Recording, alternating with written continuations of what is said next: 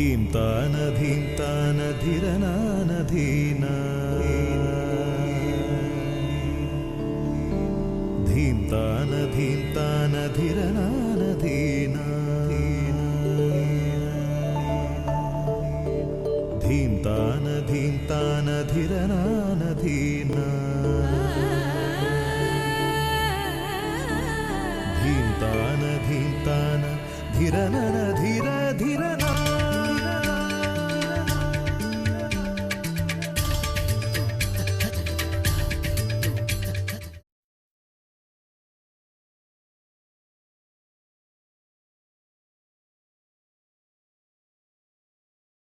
Dr. Ganorkar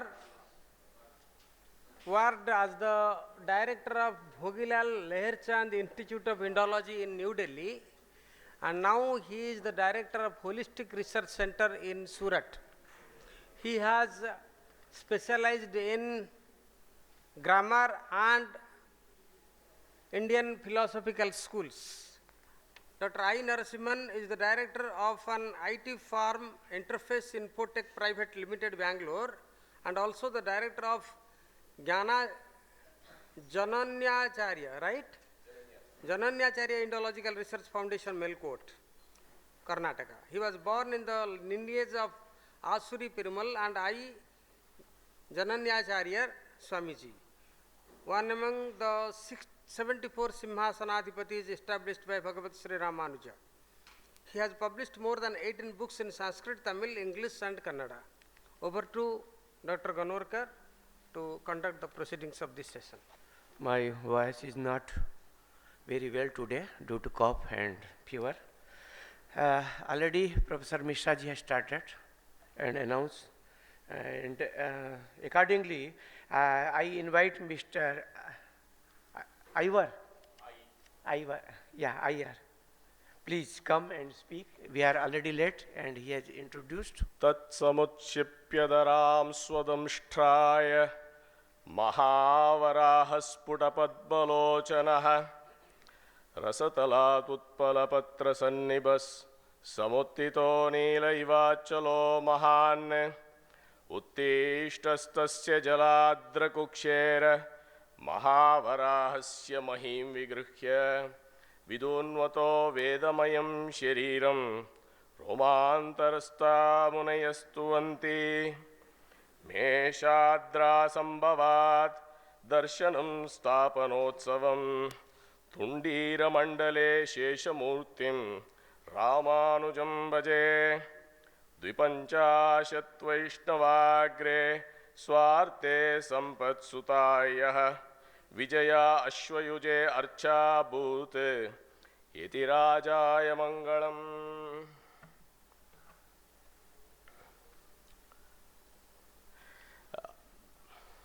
Good morning to all of you.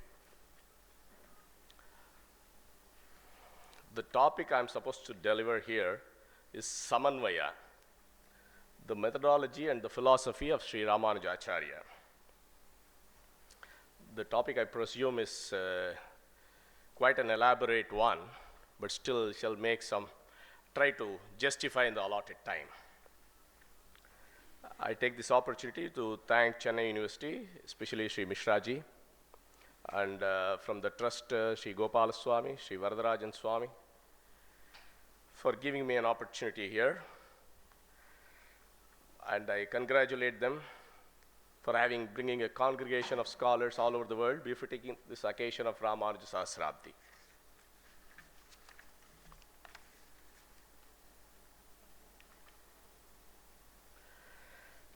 First, to understand this title Samanvaya, we'll very briefly understand this pada, the word itself.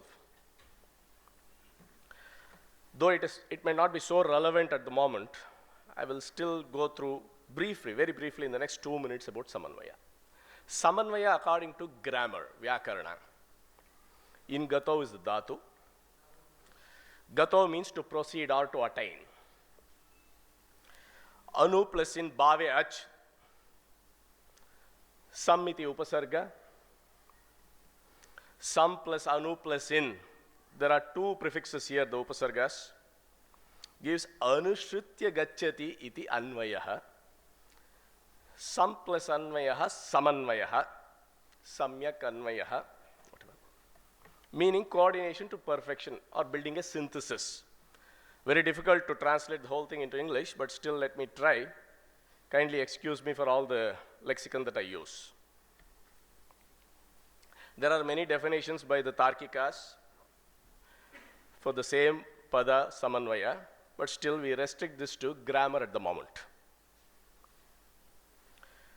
When we talk about samanvaya, the first thing for a student of Brahma Sutras or the Brahma Bhaga, the Tattu Samanvaya, the fourth sutra, is what one recollects, which uses the pada samanvaya. But the context here is pretty different. So I will not deal with this particular bhaga of the Tattu Samanvaya bhaga. This is Purushartataya Anvayaha Samanvayaha is how it is defined based on the previous sutra, the Shastra Yonitvat, which is establishing Shastra as the Pramana. So for the Puru Paksha, this is the Siddhanta Sutra, the Tattu Samanvayat Purushartataya Anvayaha. This is just an information that I am trying to share, though it is not relevant at the moment, because this is what that strikes to anybody's mind when you really talk about Samanvaya. Now here the topic that I have been given, Samanvayaha, is Shruti Vakya Samanvaya. Shruti Vakyas are generally classified, the Vedic literature is classified mainly into the Veda Vakyas, the Abeda Vakyas. So reconciling them or building a synthesis between these Vakyas is the Samanvaya that I am going to deliver today in the next couple of minutes. The methodology of synthesizing the apparent contradictions, there are no contradictions at all, I call it apparent contradictions, in the Vedic passages as proposed by Darshanikas has to be synthesized. This is the effort Jagadacharya Ramanuja takes up, and he establishes a synthesis between these Vedic passages. The days of Ramanuja had already many established interpretations on the Vedic passages, but each of them somewhere conflicting with each other. When there are many people commenting on the same topic, obviously there is bound to be conflicts. To establish a synthesis on these contradicting passages, and please note, utilizing the same text, it doesn't use his intellect, it doesn't use any other logic or anything else to bring in a samanvaya, he uses the same text, was indeed a manifold achievement credited to a single Acharya, Ramanuja. Today, in understanding this methodology, and establishes Sarva Shrutivakya Samanvaya,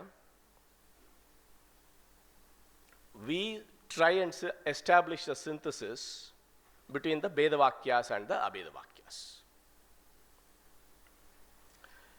Usually on the pretext of teaching the students is a pretext for the Upanishads to convey the nature of Atma, to convey the nature of Paramatma, whether they are identical, they are distinct. This is what the Upanishads talk about. And incidentally, they also talk about the nature of creation, etc. All these information are very much required for the students pursuing Vedanta Shastra. But these Darshanikas have given more than one understanding. So to truthfully understand the essence of these Vedic passages, I say it's a truthful rendering, a more diverse and a broader rendering without conflicts, logically synthesizing these views was required, and this was re-established. I use the word re-established, it was not established, re-established by Acharya Ramanuja. Through his philosophy, the Savishesha Advaita or the Vishishta Advaita. It is just not a philosophy, it had a religion called Sri Vaishnava. And incidentally, this was the very necessity for Acharya Ramanuja to take up the work on Brahma Sutra, the Shri Bhashya.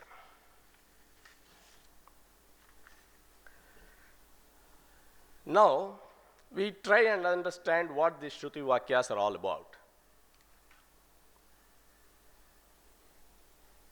So we understood the meaning of the word Samanvaya according to grammar, according to the Brahma Sutra Vakya. And finally, what I'm trying to establish is a Shruti Vakya Samanvaya as re-established by Ramanuja.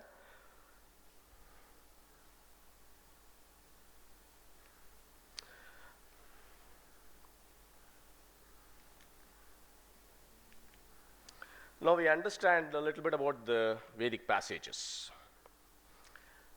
I said the Vedic passages are broadly classified into the Veda and Abheda Vakyas. The apparent contradictions among the different Vedic passages that propound the theory of individual soul, the Jivatma, and the Supreme Soul, the Paramatma, are one and the same. These are the Abheda Vakyas. Tattvamasi, Ayamatma Brahma, Sarvam Kalvidam Brahma, Aham Brahmasmi Ityadi. So you are that. These are all conveying that super soul and the soul are the same. I would rather call them Jivatma and Paramatma in place of calling them the super soul and soul. I am Atma Brahma from the Mandukya Upanishads, which says Jiva, the individual soul, and Paramatma are the same. Sarvam Kalvidam Brahma, all objects are Brahman. Again conveying the same Abheda. Aham Brahmasmi, I am Brahman. These are all from the Brihadaranyaka, Chandogya, Mandukya and other Upanishads. These are the Abheda Vakyas. Now, looking at the Vedic passages that propound the theory of individual soul, the Jivatma and Paramatma are different. Nityo Nityanam, Chetanas Chetananam, from the Katha Upanishad. Jnagyo Dvau, again they talk about Dvau. It clearly states Dva Suparna, again you see Dva, they are distinct. So, these are the Veda Vakyas. So, these are some of the passages. I've just listed a few of them, though there are many, just to get an understanding about the Veda and Abheda Vakyas. Now we will deal in detail. So Advaiti's view about the seemingly contradictory Vedic passages. They say only those passages that propound the identicalness of the Supreme Soul and the individual soul are to be considered as prominent. The others, they say, ignore them. Ramanuja in Shastra Unitvat, he said Shastra as a whole has to be taken. That is the purport of the Brahma Sutras of Vedavyasa. But these people have a conflict here. They talk about only consider the Abheda Vakyas, ignore the Veda Vakyas. They give a logical explanation. Vedas are generally made up of 5 passages. Vidhi, Mantra, Namadeya, Nishedaha, Arthavadaha. So we can't deal in this allotted time all these passages. I'll just take a small example from the Vidhi Vakya, the first one. Ajñāta artha jñāpakaha, apravritta pravartakaha, vedabhagaha vidhihi. This is the definition of vidhi. Vidhi means injunction. Here, the Advaitins view, logical explanation. They're using their intellect. This is what they say. Only unknown facts in the world, if Veda is conveying, then we can give pradhanyam to Veda. Otherwise, everybody knows some information. You know, we are now in Chennai. So this is the same thing if it conveys in Vedas. What is the big thing in this Vedas? I don't think this is a Pradhana Shastra. So you need to convey something which is not known or not told anywhere else. So give importance to only those passages that give you new information is what the Advaitins' viewpoint is. In any subject, in fact, in the Vedic passages, there are 2 types of vidhis or the injunctions, the Purovadaha and Anuvadaha. Purovadaha are passages that convey something pretty new for the first time. Example, a Vedic passage, Jyotishchomena Swargakamo Ejeta. Was it told anywhere else? Do the Jyotishchoma Yaga, you can attain Swargaloka. Has it been told anywhere else? it is told only in the Vedas and for the first time. So this is a Vedic injunction, this is a Vidhi, so this is a Purovada. This is new, so Vedas are Pradhana. I accept because they give innovative new information. Anuvadaha is that which is already repeated. Samanyena, if I say I am Paramatma, I am the Paramatma, I am the super soul, this jnanam is very well understood. But Veda inherently, everybody knows. But I am Paramatma, I really wouldn't know. I don't think, if somebody says, are you God? We immediately, what do we say? We say, no, I am not. This is, we know. But Veda, inherently everybody knows. Samanya jnana. What is known is, again, if it is repeated in the Vedas, there is no point. So ignore these vakyas is what the Advaitins' viewpoint is. So give the pramanya to the Purovadaha, the passages, the Vedic passages, the Vidhi, which fall into the category of Purovada. What is Anuvadaha, which is the Veda, which is known, ignore them, is what the Advaitins. So the Purovada Vakyas like Tattvamasi and other things are to be considered prominent, the others to be ignored is what the Advaitins' viewpoint is. A question arises. Knowing Paramatma, is it a Samanya Jnana? This knowledge we say, I say, I would, or anybody would say, we know it usually. Here, apparently we know. We have some kind of vague idea, though it has not inherently got into my mind and intellect that I am not Paramatma. Vaguely I know that I am not Paramatma. I immediately reply, I am not Paramatma, if somebody questions. This is called apata pratiti. So this apparent view, though has not established it in me, is still samanyena understood. So this is the viewpoint of the Advaitis. Hence the prominence of the passages that propound the identicalness of the Supreme Soul and the individual soul are to be considered. This is the viewpoint of the Advaitis. Now we move to the Dvaitis. The Vedavadis. Dvaitis offer Vedavakyas as pramana. Passages showing distinction, which these are of popular cognition. They say you are already quoting two things. Jivatma and Paramatma in your passages. That means there are two entities which exist. I have a book and a pen. If I say, how can I say book is a pen or a pen is a book? Passages